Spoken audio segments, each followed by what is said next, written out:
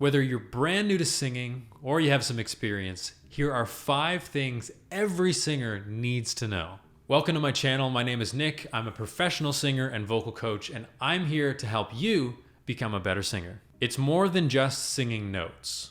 So I'm not trying to scare you or anything like that. I just want you to know that there's more to singing than meets the eye. You may think, oh, it's just singing notes, but there's so much more behind that. There are a few elements of singing that you might not be aware of. So one is vocal technique. So vocal technique is the process of creating beautiful sound in a healthy way. I'll talk more about vocal technique later in this video, so don't worry about it now, but it is a core element of our singing. Another big part is storytelling and conveying emotion. So we want to tell stories, we want to connect with our audiences in some way and convey a certain type of emotion, whether that be happy, sad, anger, jealousy. There's so many options. Another thing we do is communicate with other musicians. So oftentimes you'll sing with another pianist or a guitarist or other singers. You might be in a choir. There's a lot of different options for you. So we have to learn how to communicate with other musicians. I like to think of myself as a vocal athlete, not just a singer. And the reason why I had that mindset shift is because the moment I started treating my voice and singing as a whole as a physical thing, I started taking care of myself more. So we can't forget as singers that our voices are part of our bodies. We can't just put it in a case, polish it up, and put it away for the next time we practice or perform. It stays with us all the time. So as singers, we need to learn how to take care of our voices. It's really important that from the get-go, we develop healthy vocal habits. So one big thing is just not over singing. Try to rest your voice as much as possible. One other thing that's really important is staying hydrated and getting lots of sleep. We need to remember this is a physical thing. It's attached to our bodies. We need to take care of it. One really important thing that I learned in my training was setting clear and attainable goals. So we need to know where we're headed. It doesn't have to be set in stone, but if we can have sort of an idea of where we want to go short term and long term in terms of progress, that's going to be really helpful. If you're just starting out, you may think, what's too ambitious? What's not ambitious enough? You don't really know where to start. So if you're in that situation, I recommend you book a session with a voice teacher or a vocal coach. So working with a professional, they're going to be able to help you set attainable goals, things that are actually realistic for your voice, for your age, in a certain time frame. I do quite a lot of teaching and vocal coaching myself. There's a Calendly link in the description of this video. If you click that, you can book a session with me. I can help you set your goals and I can help you get on the right path. Here are a few examples of potential goals for you. So you might say, well, my voice is really quiet, so my goal is to develop a little bit more power and volume in my sound.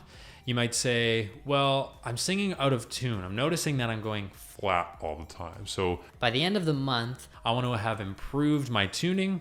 Or you might say, I want to sing Shape of You by Ed Sheeran for my girlfriend. It's our anniversary coming up. So my goal is by the end of the summer, I want to be able to sing it in a really nice way so I can sing it for my girlfriend. Like, there's so many options, so many goals that you can have.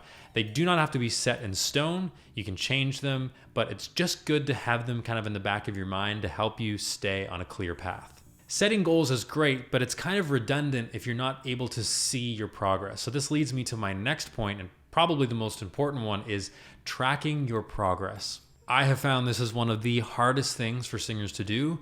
Singing itself is very subjective, and as the person who's doing the singing, it's really hard to see any progress that you're making. So you may have some really great breakthroughs and lessons. Those are always really great, but tracking your progress over time. So there are 2 methods that I really recommend you do. I recommend you record yourself. You can use your phone, you can use a little audio recorder, a microphone, whatever you want. Just record yourself so you have that tangible evidence that you practiced, that you put in the work. So in a few weeks, months, years, decades, whatever, you have that evidence. You can go back and you can reference it. I started recording myself when I went to university. So each lesson was recorded. Each time I practiced, I would record it. So now I can go back, I can listen to those lessons, I can listen to that work that I've been doing, and I can say, wow, I've really made some great progress over the years. Just the other day, in fact, I stumbled upon a video that I recorded for some sort of audition a couple of years ago, and I noticed my vibrato, which I can talk more about later, but basically my voice was really shaky. I noticed my vibrato was really fast. And I said, whoa. And then I listened to a recording of myself from just a few days ago, and the vibrato has really leveled out. So I've made great progress in that area, but I would never have known that if I hadn't had that recording. I wouldn't know that, I've made this progress, but I had that tangible evidence there, and that was really helpful. Another extremely helpful tool is keep a journal. I call it the singer's journal. I mean, it can be paper, it can be an actual journal, or it can be a Google Doc, whatever you want. But each time you practice, each time you have a lesson, just jot down a few thoughts. Today, I worked on vowels. Today, I realized that my oo vowel isn't very strong. Today, I realized that my high notes are really working well for me now. Just keep a log of what you do. So again, in weeks, months, years, you can look at this journal and you can say, oh, wow, I've really struggled with this, but now it's one of my strengths. That's a way to measure progress, and that is so, so, so important for singers. I always kept really clear notes on vocal technique. So technique is the process of carrying out a specific task. In this context, we're talking about vocal technique, which is producing sound in a beautiful and healthy way. If you learn anything from this video, if you take away one thing, it's that vocal technique is the backbone of all singing. So of course, there are other elements of singing. We talked about that earlier. Conveying emotion, telling stories, all of those things are really important to our singing and to our music making, but we can't do them to the best of our abilities if we don't have that vocal technique backing us up. I have literally hundreds and hundreds of vocal exercises that will really improve your vocal technique, and I will share them with you, but that'll have to wait for another video.